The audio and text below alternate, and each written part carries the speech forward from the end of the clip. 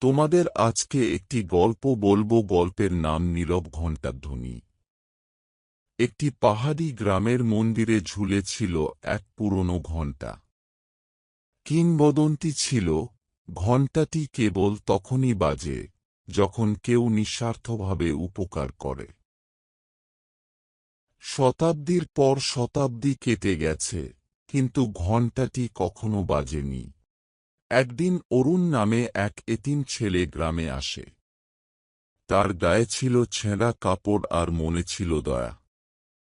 কেউ কেউ তাকে ভিক্ষা দিত, কিন্তু অধিকাংশই এড়িয়ে চলত।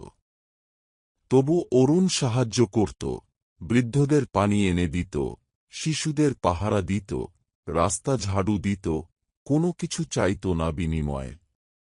সে একদিন মন্দিরের পুরোহিতকে জিজ্ঞেস করল, ঘণ্টা বাজে না কেন? পুরোহিত বললেন, ঘণ্টাটি কেবল তখনই বাজে যখন কেউ নিঃস্বার্থভাবে কিছু করে।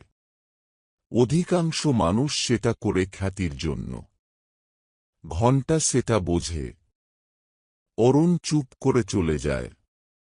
এক ঝড়ের রাতে অরুণ মন্দিরের পাশে এক আহত কুকুর পায়, ঠান্ডায় কাঁপছে।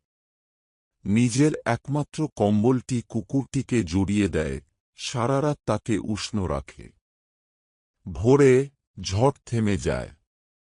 হঠাৎ সেই বহুদিনের নীরব ঘণ্টাটি বেজে ওঠে, গম্ভীর, দৃপ্ত শব্দে। গ্রামবাসী ছুটে আসে, বিস্মিত হয়ে দাঁড়িয়ে পড়ে। কিন্তু অরুণ নেই। শুধু কুকুরটি মন্দিরের পাশে বসে, আকাশের দিকে তাকিয়ে।